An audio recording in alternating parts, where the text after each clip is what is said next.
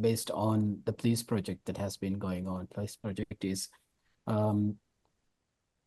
headed by South Asia Cooperative Environment Program and UNOPS, and they have their partners in this. And for Maldives, we have 3 grantees who worked with the police project and has done a lot of work on either eliminating plastic from our in front of us, usage, or minimizing plastics, or finding alternatives to plastics, something to do with plastic waste. So that's how all of us are together here today to have a discussion around how that has had an impact or what more can be done. This is also a regional project, therefore the entire South Asia is involved. So how does South Asia and us work together, or what are the uniquenesses that prevents us from working in some of the areas on this area?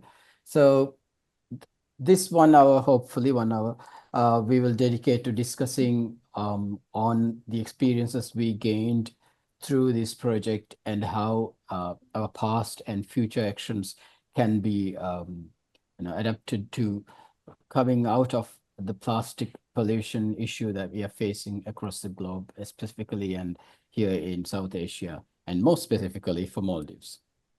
So let's just initially do a round of introductions. My name is Inaz.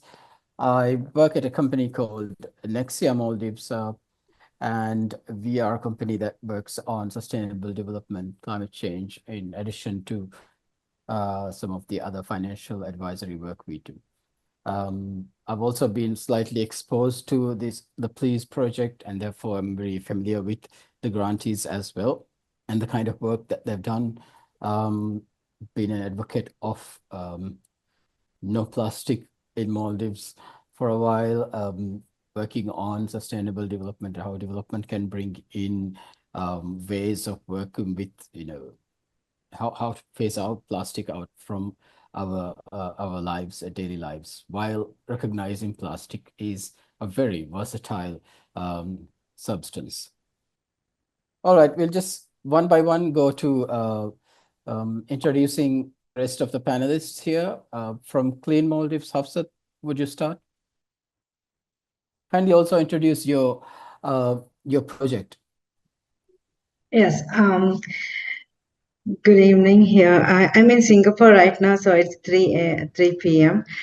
My name is Hafsath Aleem. I'm from the Maldives, and I have worked in the National Center for Information Technology for more than 10 years. My background is IT, but now I am the founder and president of Clean Maldives, an NGO working for the protection of our fragile environment. We are working on innovation, sustainable solutions such as green tech solutions and sustainable green energy to combat the environmental issues due to climate change. And our project, a little bit introduction about our project. It would be, we are working on the Plastic Innovation Challenge under the PLEASE project, converting waste plastic into eco-friendly durable furnitures, and we have successfully installed our first upcycling facility in Siamwad, Maldives, in Noon Atoll. Thank you. Thank you, Hafsath. From Max, we have Hudha. Hudha, would you like to introduce yourself and your project? Hello. I'm Hudha from I am the waste management and plastic waste management specialist for the project. I am working for Max as a consultant. Max is shortened form for Maldives Authentic Crafts Cooperative Society. Max is actually a cooperative society that mainly works on traditional crafts, promoting traditional crafts, reviving traditional crafts. But Max started working on environmental projects, realizing how closely related environment conservation and sustainable development is for to sustain crafts which were mainly dependent on in the natural environment. For the Please project, Max has chosen to work in one island. By Maldivian terms, it's called a city, which is in north of the Maldives, which is the biggest island, one of the biggest islands in the north of the Maldives, known as Kurdufushi city. About 10,000 inhabitants are registered in the city. Our project took very much a whole island sort of whole city sort of approach where we looked at the problems of plastic waste management, which is always related to waste management. So unless you address the bigger picture of waste management, you don't address the work of the problem of plastic waste in an island setting like the Maldives or in the islands. Because if you have the basics right, then you have a better chance of managing the plastic. So we took a whole island approach where we have built the capacity of we run awareness activities. We have introduced alternatives to women, and also the biggest part of our project is a material recovery facility where plastics would be baled. Plastics from the island would be collected and baled. The facility is up, and the first batches has been baled. I'll cover that in more later in the session. Thank you, Hudha. We go to Small Island Geographic Society, SIGS. Bunyameen is going to explain to us what SIGS was doing in this Please project. Hi, this is Bunyameen. I'm representing Small Island Geographic Society. So a little bit about our project, just called Replace. So it is removing plastic from our coastal environment. So we mainly have two components for this project. One is establishing a commercial testing hub, which includes a laboratory to test potential materials for bioplastic, and the second one is setting up a bioplastic production facility to produce bioplastic bags. Our next component is more towards awareness. So we had an expo to identify alternatives for single-use plastics. And at the same time, we had a very successful kids TV show to spread more awareness and advocacy attempts to reduce single-use plastics. So our main focus through this project is to aware people with reducing SUP, and at the same time our focus was to actually give an alternative to these SUPs to the community. So yeah, that's it. Thank you, all three of you. Maybe we just start off with just about the problem itself, how big this problem of plastics is. Two of you have been focused on one island each. SIGS has been working differently, but all of you have interacted with the islands and the kind of issues that they have may be common or not when we look at how plastic pollution is an issue or not for them.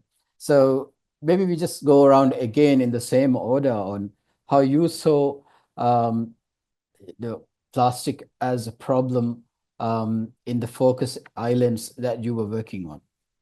Hafsath, maybe you want to start off. Yes, yes. Plastic crisis is not only a Maldives problem; it's a global problem. And Maldives, it's a stunning archipelago of over 1,000 islands. We're also facing mounting plastic pollution challenges that threatens its marine ecosystem, tourism, economy, and public health. So Plastic waste makes up 12% of all waste in the country, totaling around 43,000 tons annually. And 66% of plastic is mismanaged, either burned or leaked into the ocean. And in Mali alone, about 280,000 plastic bottles are discarded daily. So we actually came into this project to mitigate these solutions. Major issues, if we talk about the major issues, Tilafushi is also known as trash island or garbage island. It's originally a lagoon. It was converted into a landfill in the 1990s. For years, it burned openly, releasing toxic smokes and leaking waste into the sea. And we also had limited infrastructure. Many islands lacked formal waste management systems. Waste is often burned or dumped into the ocean. And tourism impact. We also focused on tourism impact. Resorts and important goods contribute significantly to plastic waste, creating a paradox where tourism both sustain and strains the environment. Our plastic innovation challenge, we focused on mitigating this problem by providing recycling facility in the Maldives, because in Maldives we do not have a recycling facility. So this is where we came into this project to eliminate this problem.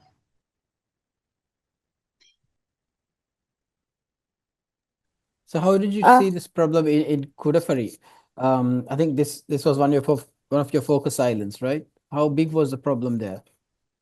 Kudafari is actually already they have a very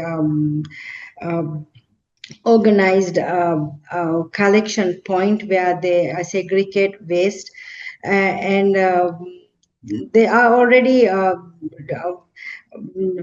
segregating in a very organized way right now. We chose Kudafari because our project is implemented in Siambald in Nono Atoll, and Kudafari is the nearest local island nearby. So it's easier for us to transport the waste into our recycling facility there. All right, thank you. Hudha, how is Kurdufushi in terms of waste problems, plastic waste problems? Well, Kurdufushi, when we first went in with the police project to formulate the project about 3 years back, in general, Kurdufushi just had a dump site. That's all they had. And at the time, the council was building a wall around the area where they consider that as a waste management center. But basically, even in the waste management center, it's a place where waste is collected and just dumped there, and nothing's done with the waste. So it's just mixed waste. It's plastic, organics, everything, metal, whatever is collected is just dumped as a pile. But now with the police project, we have built a material recovery facility within the waste management area. Since we work with the council had allocated space for us to build the material recovery facility. So plastic was at that time, plastic waste was very much mixed with the waste, even though sometimes plastic waste is collected separately, it's brought in and mixed. And the issue, one of the main issues in Kurdufushi was the perception of the people and their attitude towards it, because they say, although you can tell us to separate the waste at home, but we see that it is mixed when it goes into the waste management site. So what's the point in us separating waste? So that is also one of the reasons why we built the MRF, because there was no point in building the capacity of the islanders or giving them information about the dangers of plastic waste unless they saw a solution in place. So at the end of 2 years now, almost 3 years now, we go back in there and say, this is what you told us, and we have solved your problem for you. And it's been such a learning experience for us in Max as well as the people in Kurdufushi, because we have been interacting with them in all all manner of the youngsters, the women, and all that. But one of the problems that we see is that one of the interventions of our project was to introduce reusable cloth bags made by the women of Kurdofashi to the shops. One of the problems is it's not so much as the people not accepting an alternative. It's more of a problem with the convenience and the sort of, as you said, the versatility and the convenience of the plastic bags, because the plastic bags are not only used for shopping. Our sort of surveys show that people think the plastic bags that they are given, the single-use plastic bags that are given to them from the shops freely, is something that they use to line their bin bags. So our surveys show that that's the most important use of the plastic bags for them, not necessarily just for shopping, which we thought was actually the main reason for that. So these are the kind of challenges that there is the easy solution of plastic, but also there is something promising in Kurdofashi, where in the Maldives a lot of households use PET bottled water for drinking water. But in Kurdofashi, we see that many people use filters, and anyone who can afford to use filters, who buy a filter. Many households have that. Several of the households have that. So that's something promising that we see, because if there is a equally sort of easy alternative and people do accept it. It's not that they want to use plastic. It's just that they want the convenience, or they want the service that they require. That's some of the hope and the promises, the problems that we've seen in Kurdofashi. In Kurdofashi, they produced we did a waste audit for them, and they produce, only the households produce about 170, 180 kgs of PET plastic, only from the households. And the hard plastics, or the colored plastics, they produce about 166 kg per day in the household. So it's quite a problem, because we're not talking about the restaurants, which is still left, and a huge problem of restaurants handling their water, how to serve their customers sort of safe, so to speak, water that they would like to serve their customers with. Yeah. All right, thank you, Hudha. That was very interesting to hear, because I think what Bunyameen probably would add is how very differently SIGS was working. SIGS was not specifically working on one island, wasn't it? How did you come up with identifying this as a huge issue or a big issue that SIGS wanted to get some funding in and try to tackle this slightly differently from the rest of the two? Because from what I read, you set up your lab for a different task. You had a large component on awareness as well. So how did you identify this as a big problem, and how big was the problem when you identified it? So initially, the project came into being from the findings from a previous project that SIGS did, which is called Home Project. So we researched on behavior and social change through engagement with the household. So we try to identify what are the actual ways being generated through these households. So we identify a couple of things, for example, the water bottles, which was a huge component, and the plastic bags. Just like Hudha mentioned, these plastic bags are mainly used for garbage liners. We try to introduce alternatives for these type of waste. For PET bottles, we install filters so that they don't have to buy the plastic bottles. But there was no alternative for these plastic bags per se. So this was a huge gap we identified. So as you know, the government is also trying to phase out the plastic SUPs, but there's no infrastructure to carry it sustainably. So we thought we would actually give a solution by offering an alternative to these SUPs for these garbage liners for even shopping. So we came up with bioplastic bags, which we could implement as a sustainable way. So that's where the bioplastic production facility and lab comes in. So we provide the bioplastic bags, but we need to know how we can sustainably continue providing these materials. So uh, the lab is set up in a way that we can identify locally sourced materials, check whether it's viable for our environment rather than just going into the landfills or anything. It can be biodegradable. So that's one of the focus of setting up the lab. So it actually complements each other. One would find the sources or materials to produce, and the facility will generate enough bags to supply the community we would be engaging with. And at the same time, the second component with our project is to make people aware that there is an alternative for this, and trying to raise awareness of the damages of these plastics or SUPs, and then actually direct them or give information to them that there are alternatives for these SUPs. Yeah. Thank you. Just staying on Bunya, Yeah. you focused a lot on your awareness component on the younger generation.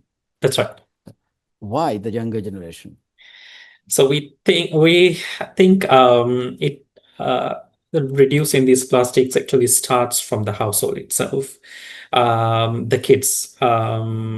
So we wanted to focus to the younger generation so that, let's say, the kids in your home would start actually doing this behavioral change, in essence, influencing the adults at the same time. So our focus was starting with the younger generation, starting these behavioral changes at a very young age, and then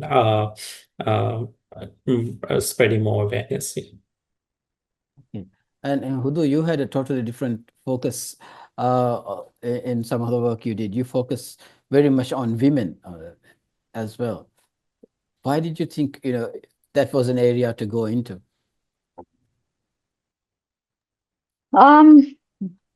We trained as part of the Kurdufuri project as well as in other projects. We actually, because Max is also a craft organization, and Max has the capacity to train people to make crafts.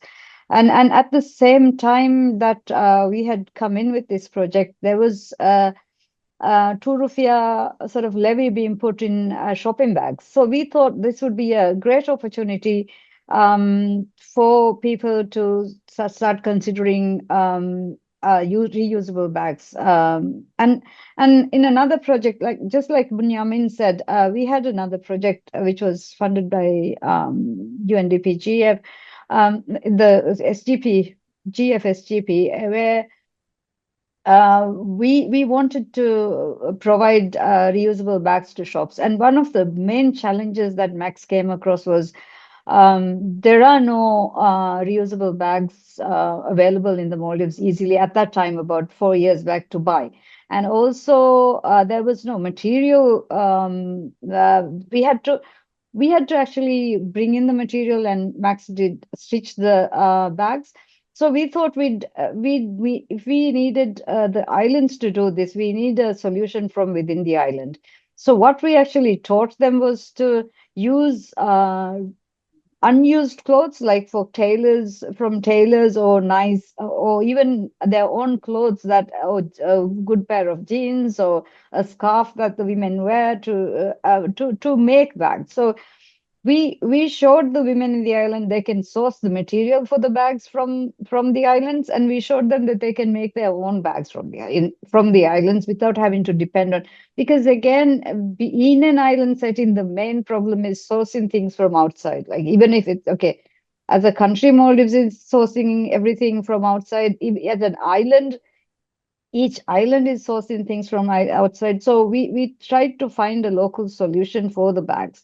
That I'd like to speak about the levy on the bags and the policy issues later, when a bit later. But initially, that's the solution that Mex brought to the women of the island, that of Kurdufushi, and it was we got a it was like the training sessions were actually filled every time, and we had a very good rapport with the women, and we actually bought the bags from the women and provided to the shops, and we tried to have that environment where people were aware of what they're doing and they wanted to do it. Again, the community sort of approach where we try to engage with different sectors of the community.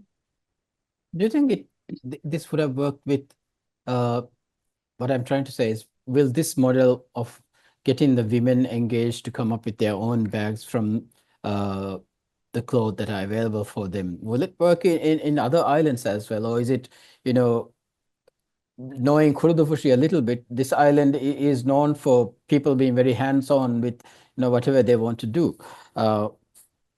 Do you think we'll have to tailor that to different islands, the approach? We've tried this in a few islands, and the sort of the how especially women in the Maldives, they love building their skills. So skills building in terms of tailoring, and very talented in terms of crafts and things, and using that. But the challenge that we come across, or the sort of challenge, is to introduce the linking the women who are making the bags with the shops. How do we keep the women engaged enough, interested enough to do that? And that's where that the policy problem comes in, because the levy is not working that well because the alternatives have come in, but we tried to make use of that opportunity, and people would have used those bags, I think, if they did have to pay that 2 rupiah. But there is another policy issue there, where monitoring and also an alternative single-use bag has come in. As long as convenient alternative single-use bags are available in the shops, these can't come in because these can't compete. That's the problem. Hafsath, you had this sort of public and private sector partnership established. Why didn't you think of putting up, this was also a question that came in a Q&A just now, putting that facility in Kudafari instead of using a facility in Siam World? There would be definitely a good reason for that.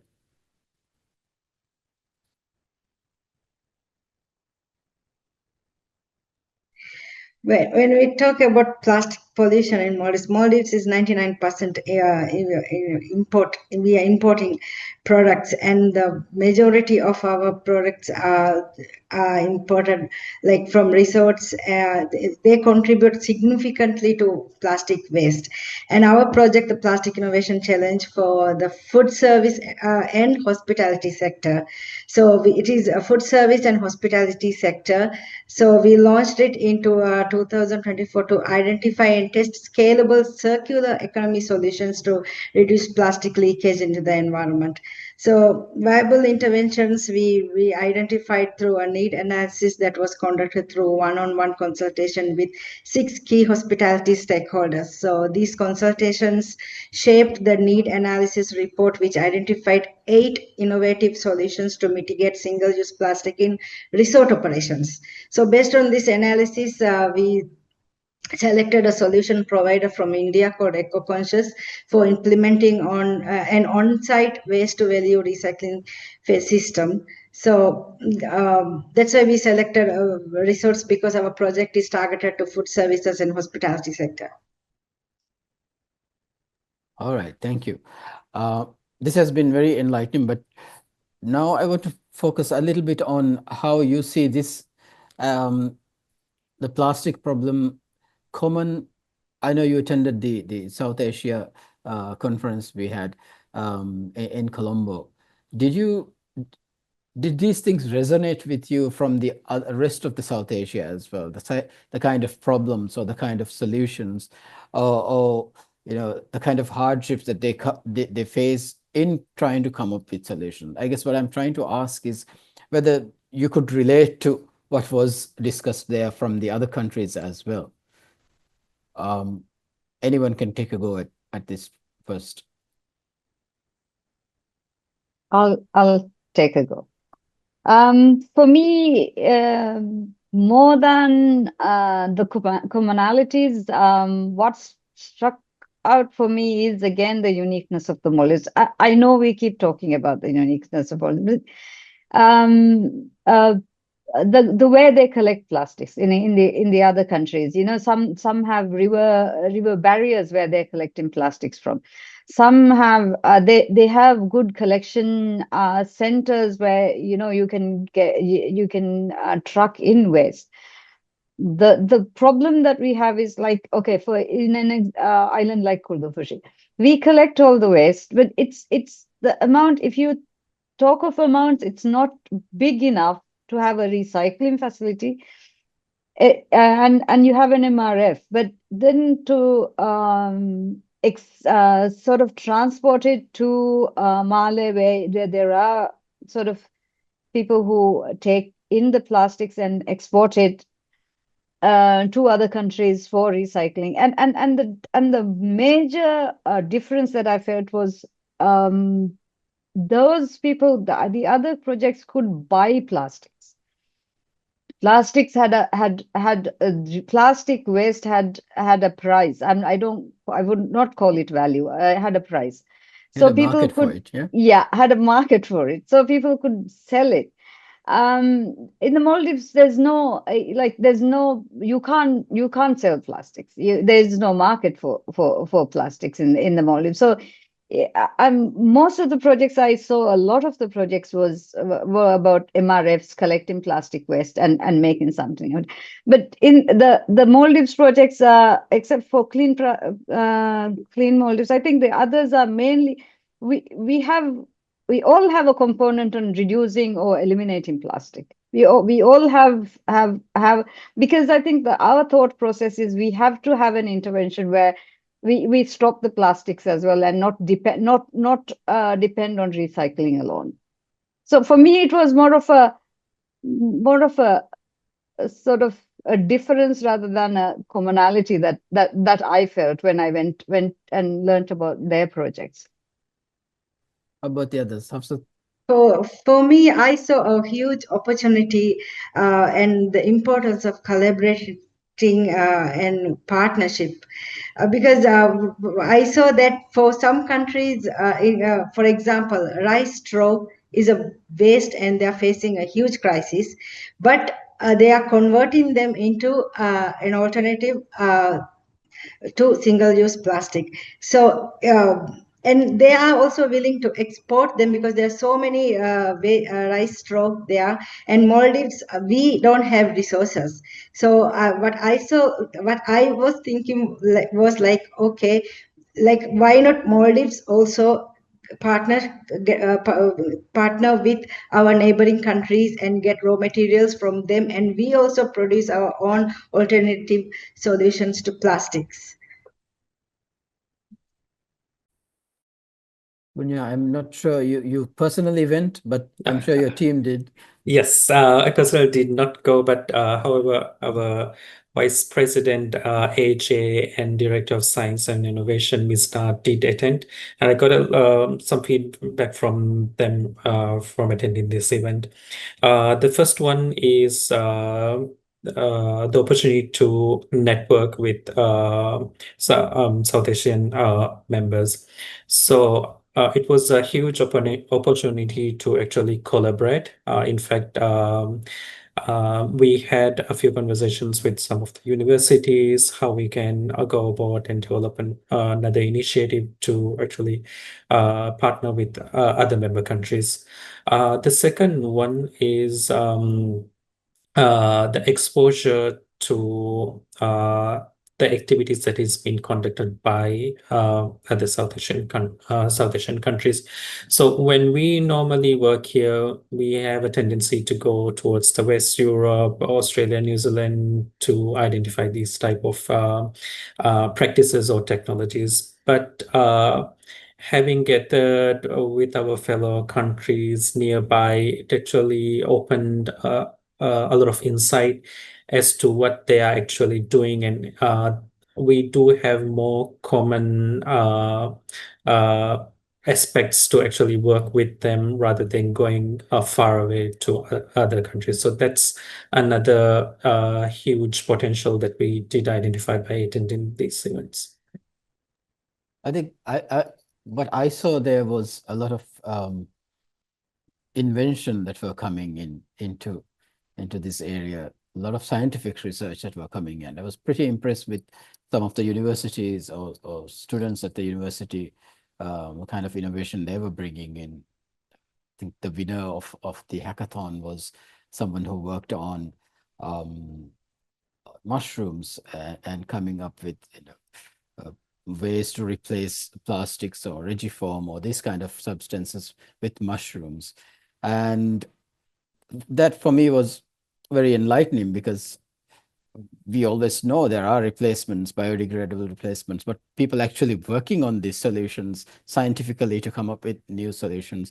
I think that was probably the most, biggest takeaway from me.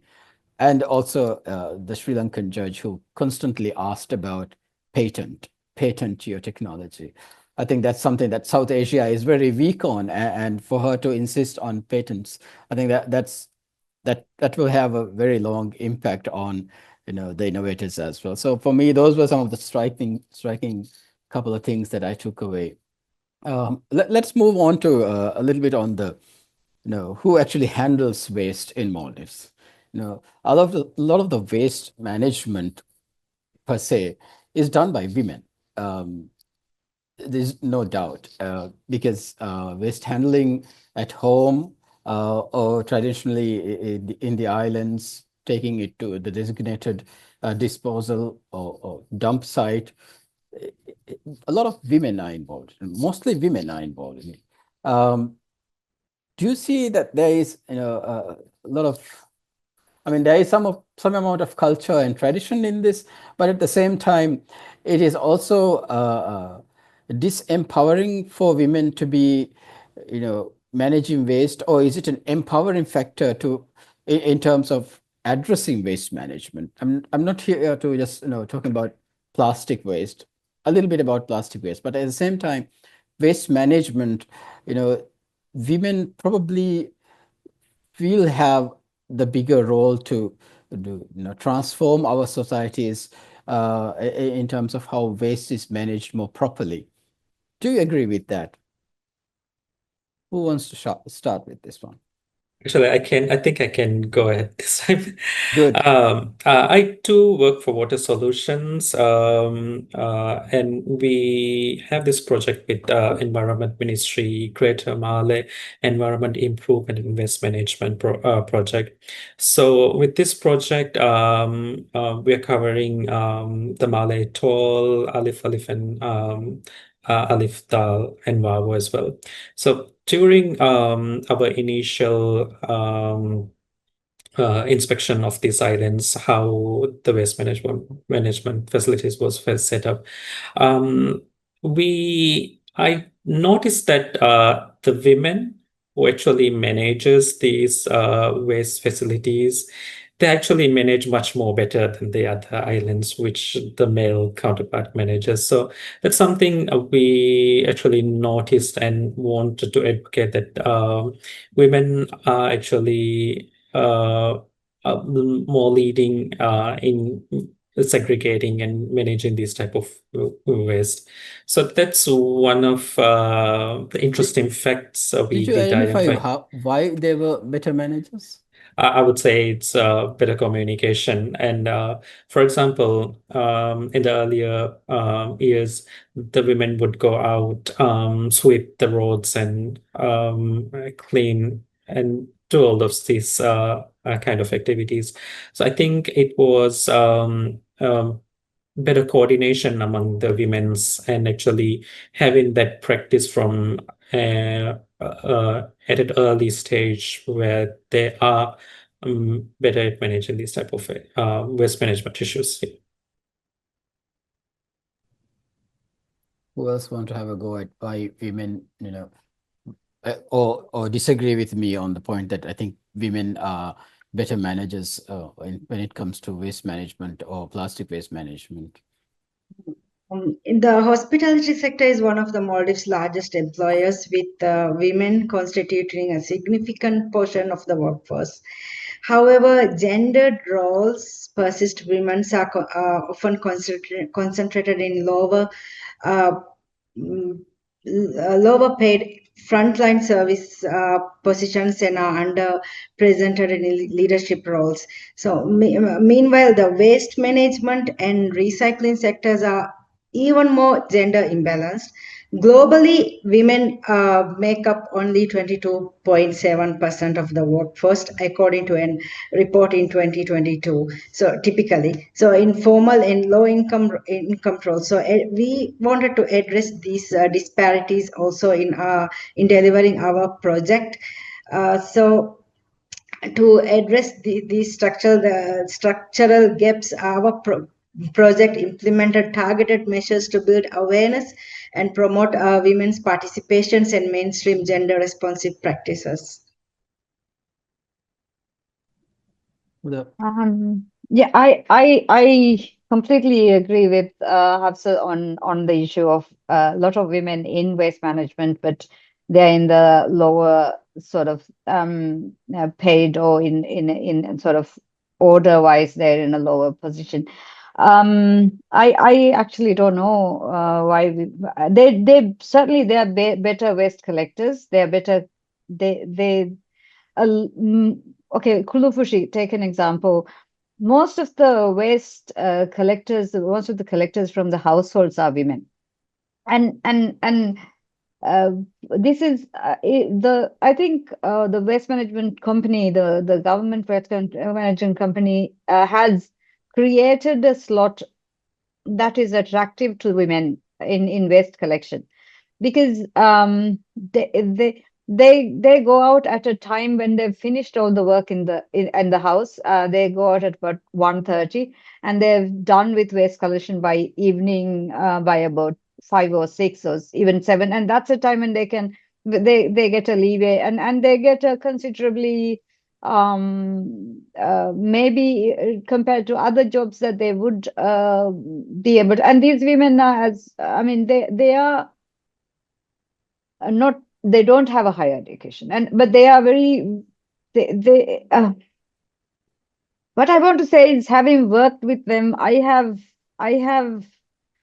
uh, I have a new respect for them, because they are so empowered. These women know what they want. They are so empowered to do what they're doing. And as Hafsa said, the sad thing about it is that they are not promoted to supervisor level, which I think some of the women that we met will do a better job. I mean, let's not compare, but they would do a very good job of it. We went to Bartol.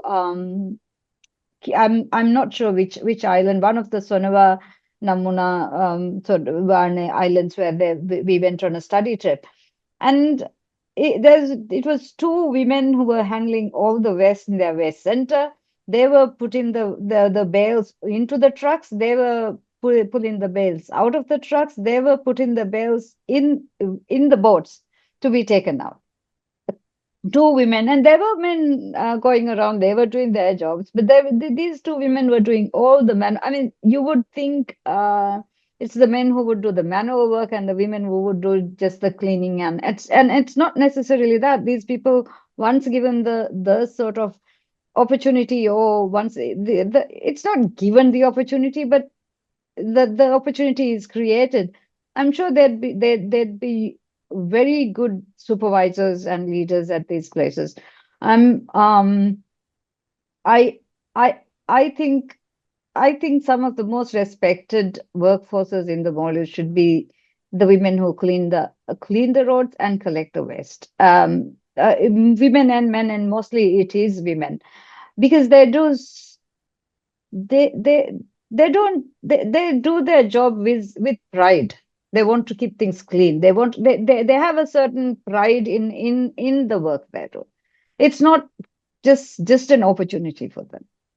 So I like that. I enjoyed working with them. Even now I enjoy working with them.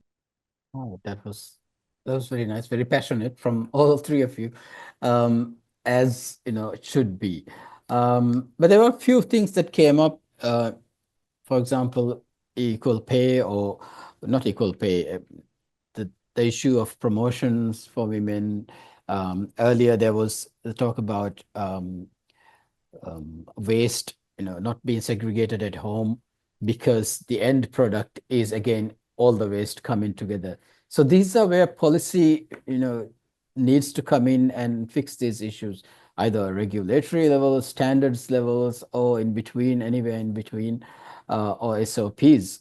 Are there any quick fixes on these areas, like standards, policies, anywhere along the policy line, right from the laws down to SOPs? Are there quick fixes that can come in now to, resolve some of the issues that are there? Anyone? I'll go with this one. Quick fixes, I'm not sure. Within the Please project, what we have done for Kurdufushi is actually, we've looked at the sort of national laws on waste management and the Decentralization Act, and we did a basic review, and we came up with bylaws for Kurdufushi city. Actually, we've given them, we've done bylaws, they've commented on fishes, and Kurdufushi City Council itself has passed the bylaws now. So these cover a whole gamut of waste management, but also is concentrated on plastic sorting in the household levels and sorting levels, and where bins can be kept and where bins cannot be kept, and to that level. So we've done that, and Kuldufushi Council has, and to my mind, I'm not sure whether there is another island that has done bylaws, especially on waste, at the island level. So the council has been very supportive of it, and they've passed, as a council, they've passed it, and now it has to go to the national level. That it has to go to LGA and the Attorney General's office and the national bodies. But along with that, we've also done an implementation guideline for those bylaws. Basically, the implementation guideline does not need to be passed by the council, but it's an aid, like it's like forms and things like that, where the council can go, for example, to a shop and say, okay, do you have items that are banned in the plastic sort of ban, or do you have items that, are you keeping your bins in the right place? Are you sorting into the 4 categories that are mandated to, those kind of things? We've given them forms so that the council, if they wanted to implement and monitor these bylaws, they could do that. So that's something that we've done, and it's not a quick fix, but it's when you do it as the local level, at the council level, I think it is more effective. So that's from our project.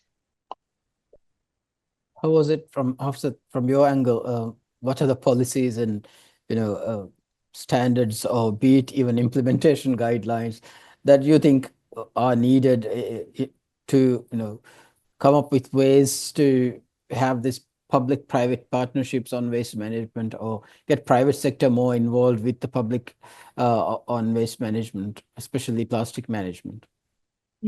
Currently, we only have one SOP, that is the maintenance for the machines in Siam World. And regarding the waste management, the plastic waste, I think we need to enforce the law rather than we creating policies individually. I think that because there has been a plastic ban implemented, but from my personal experience, we actually try to mitigate plastic bags by introducing alternative paper bags. But since the law was not enforced properly, people were not using our plastic, our biodegradable paper bags. So I think what we need immediately is for government also to support NGOs and implement the laws properly. That's interesting. Before Bunya comes in, Huda mentioned about bylaws being made and then locally implemented. So, do you think, Hafsat, if there were, I don't know, councils or others or NGOs supporting councils, they could come up with ways to, without waiting for the main government to implement these laws, come up with ways to actually implement the laws at the local level? Are there ways to do that? Yeah, I think if NGOs, we work closely with private and government sectors, we can come up with proper policies to implement, and we can work together as partners. Bunya, you want to add on the policy dialogue here? Yes, sure. I think the government is doing a significant amount of work to actually address this waste management issue. So I'll pick up on the segregation part of it. So we do have Tilafushi as a waste collection facility, and a waste to energy facility is being developed. Since I've been working closely with WEMCO and Environment Ministry, there is a need for segregating this. I'm sure the dry and wet waste needs to be segregated so that it can be efficiently turned from waste to energy. So there's a need for segregating this waste as well. But again, I'll come back to the initial argument that there's no specific infrastructure available at the moment right now to completely address this. So we need those bioplastic bags to reduce more plastic waste. So for segregation, while the government wants to do the segregation, it needs to put more effort into providing these segregation facilities. For example, at a household level, we need those bags. From my point of view, the bioplastic bags, which can be color coded for dry or waste or compostable. So we need that support from government to speed up that process. Yeah. This is something that has been bothering me a little bit for a while now about waste to energy and how plastics are important in terms of the calorific value of plastics.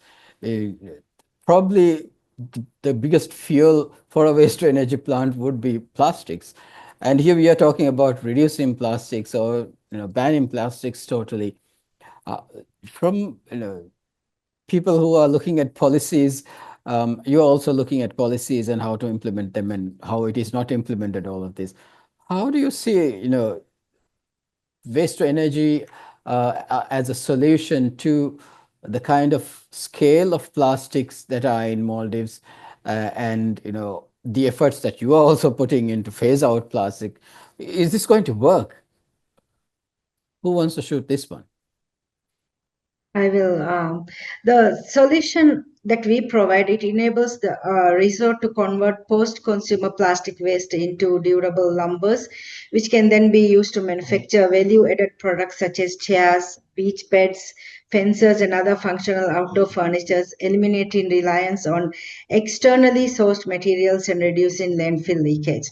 So these efforts advance the project's core objective of introducing consumer-centric green solutions to market culminating in the success deployment and testing of one solution.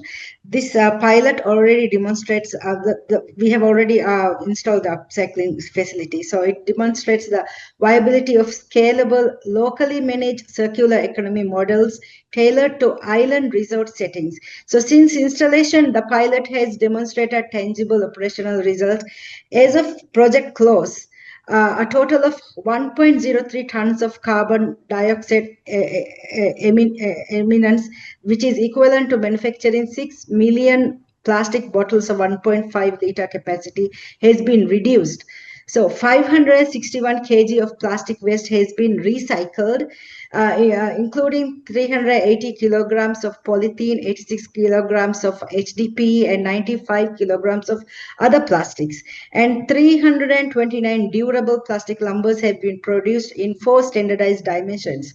So currently, these lumbers are being used to manufacture outdoor furniture directly on site. So the pilot also generated local employment with 3 dedicated operational roles creating at Shyamwad, Maldives, supporting machinery, handling, maintenance, and carpentry, laying the groundwork for long-term skills development and operational sustainability. So I see a very huge potential in this project. Anyone want to tackle that waste to energy issue? Oh, I could just go on to the next one also, but Okay, I will have a shot at it. We've been working in other islands as well on waste management. So what we were told was that just plastic. I mean, the incinerators. I don't know about incinerators, but what we were told were that the mix has to be right for the incinerator. So if there's too much of plastic, even there has to be paper, wood, or whatever the mix, and it cannot be.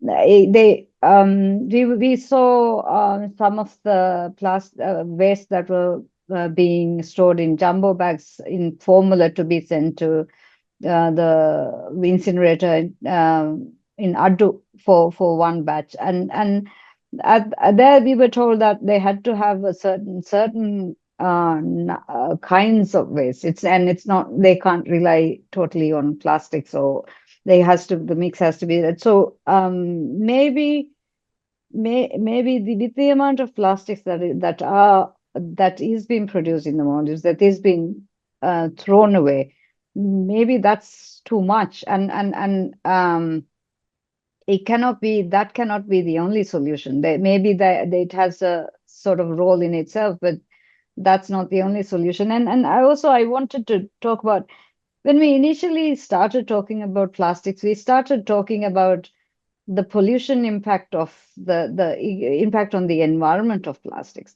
But right now, over the last 5-6 years, the amount of work that is coming out on plastics, especially plastics and health, is more now in our awareness work. We are using that information more than the impact on the environment.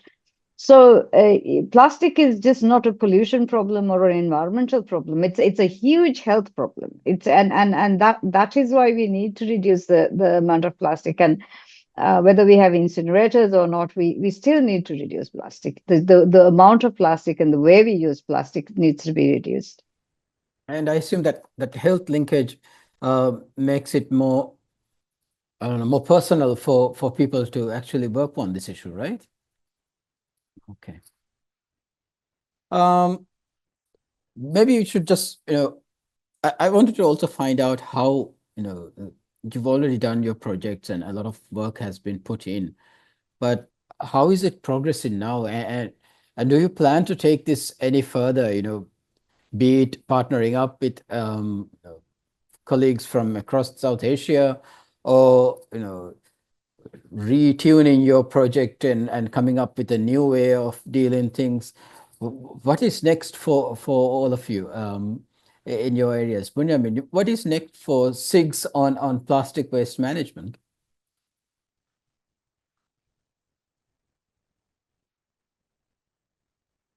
You're muted. Sorry. Okay, so yeah, with our awareness program, we intend to continue with that. For example, the TV production.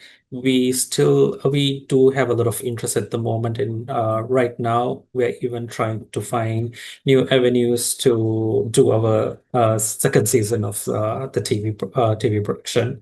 So that's going to go forward, and at the same time, the expo as well.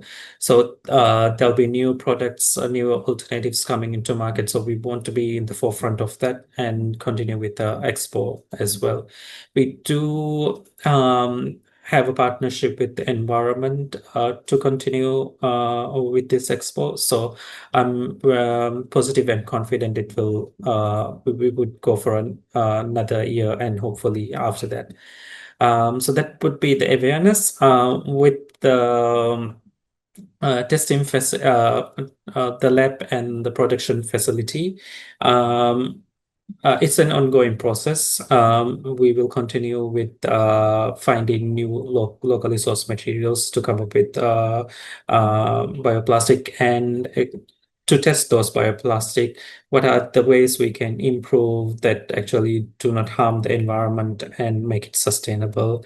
With the production facility, our main focus right now is producing the bioplastic bags. But there is a second phase planned to further develop the facility and come up with a new variant of the product, products such as packaging and targeting new markets to explore new ways to come up with new products. Yeah. Hafsath, where are you headed next with this?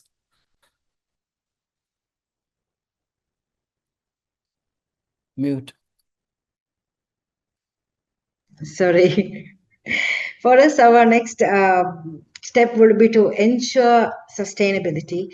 Sustainability was embedded into the project through intentional local ownership and capacity building strategies. So by piloting the waste to value solution at Siam World Maldives, the project demonstrated real world application within a resort setting. So Siam World provided the physical space and covered the operational cost and hired dedicated staffs to operate the machine, signaling strong local buy-in. So to ensure continued usage beyond the pilot, the project facilitated hands-on training for resort staff, enabling them to independently operate the recycling machinery. Additionally, a formal MOU was signed with the Kudufari Island Council as a waste supply partner, so showcasing replicable inter-island supply chain model rooted in community and institutional collaboration.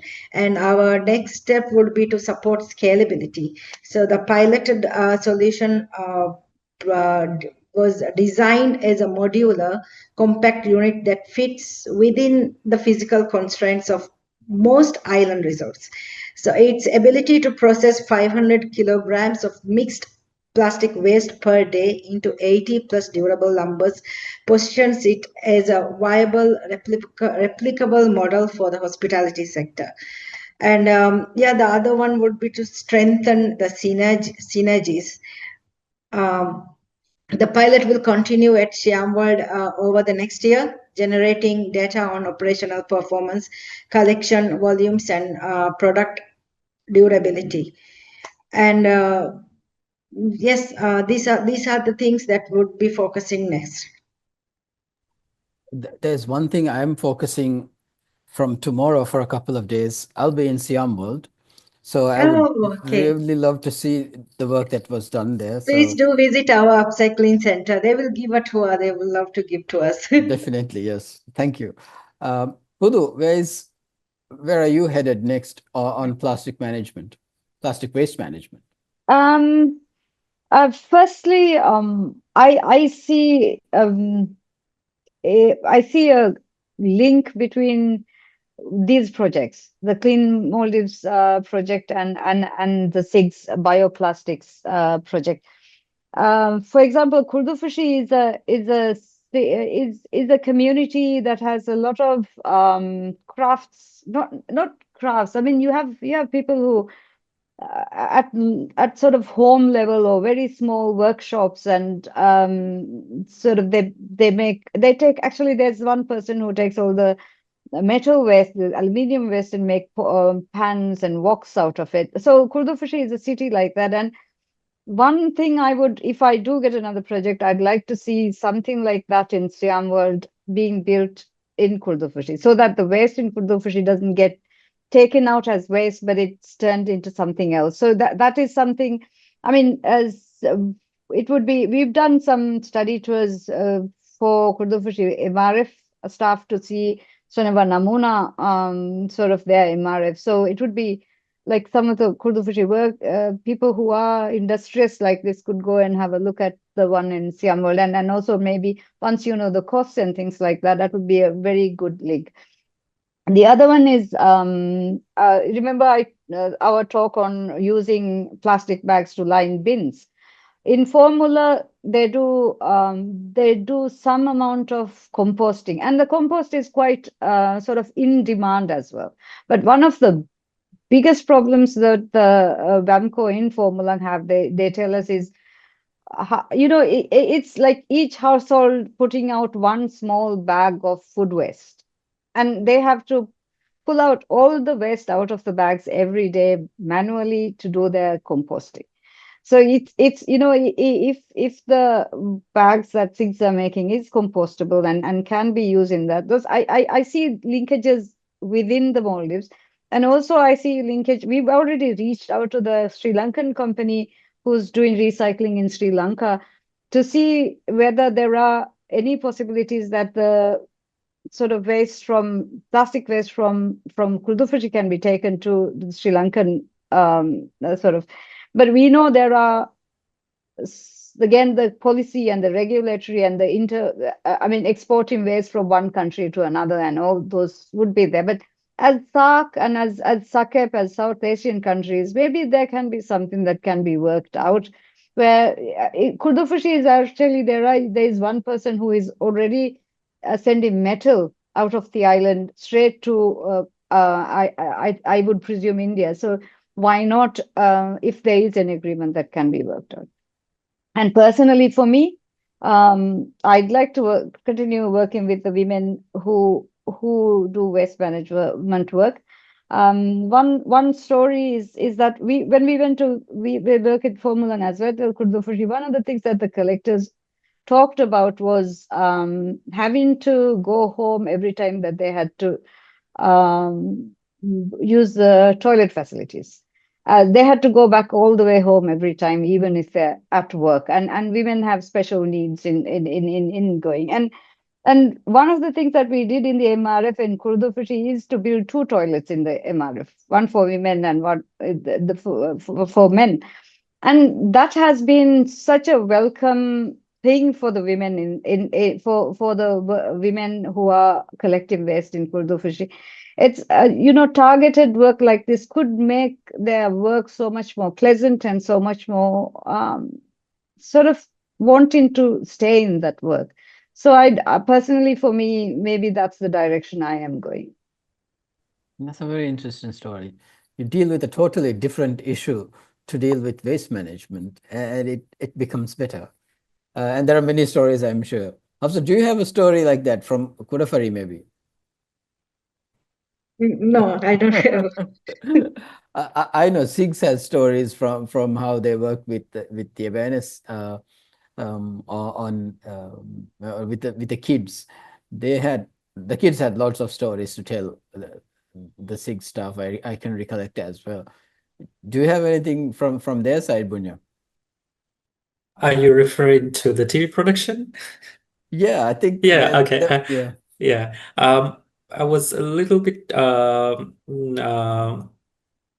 not involved with the kids per se, but yeah, I got some feedbacks from the team who actually went to these different settings. A lot of them actually went to Abdul, and one of the team, I think it was Bana, as I recall.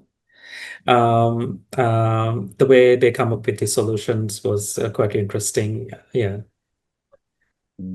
Yeah, I remember these stories being told to me as well about how these kids were, mobilizing the entire family and the extended family to come Yeah, up that's with their right. products, and those was very heartwarming to see that the the elders are ready to help, and they have some solutions at hand.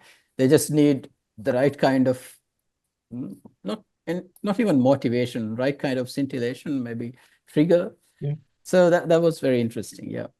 Thank you. I think we had a few questions. Most of these, yeah, all of the questions actually were answered through the discussions that went on.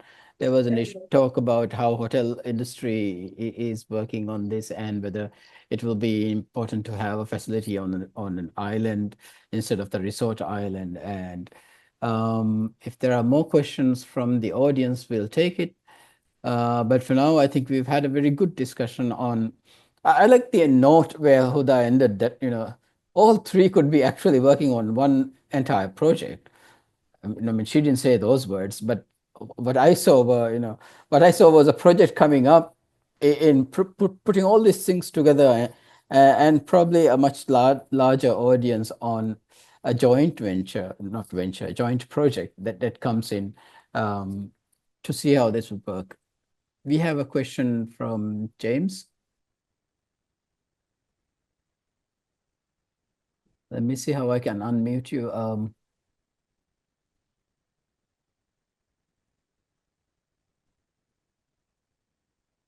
Can the SACEP Secretariat kindly help? Or you could type out in the Q&A box.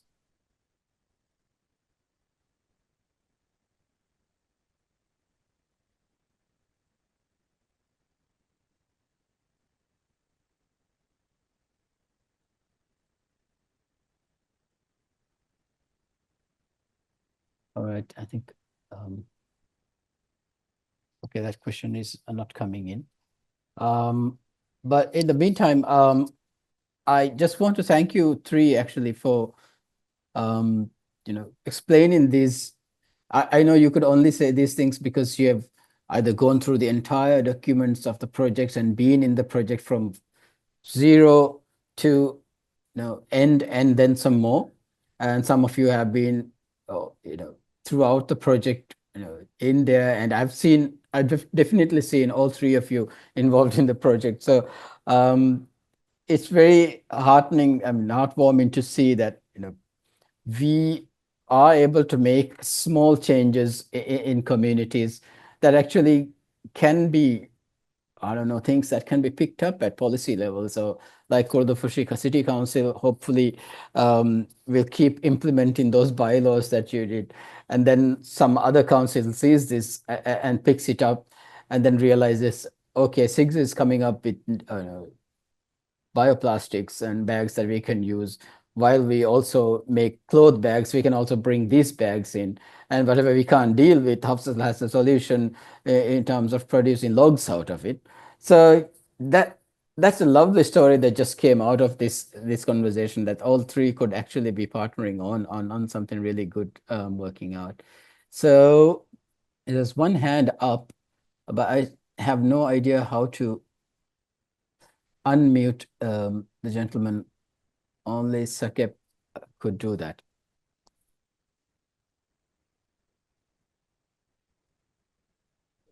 Mr. James, could you type out the question in the Q&A? There's a box. James Midul, I'm yes. working of Alosika. Alosika.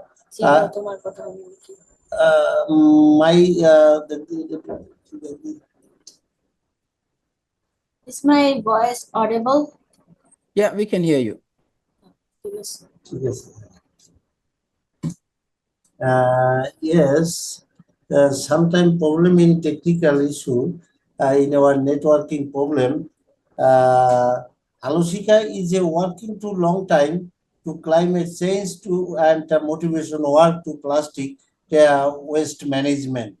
Our request, please, if if any partner of Alushika Bangladesh in future.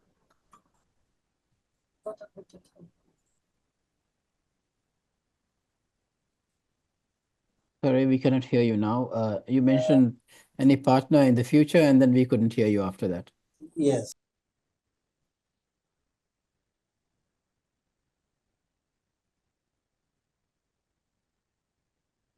Sorry, we lost you. We didn't hear what you said about partner, and I can only assume that if there are opportunities for partnership, that your NGO is willing to partner up on that. Is that what you were mentioning?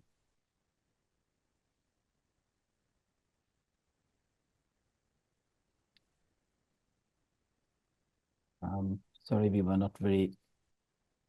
we couldn't really hear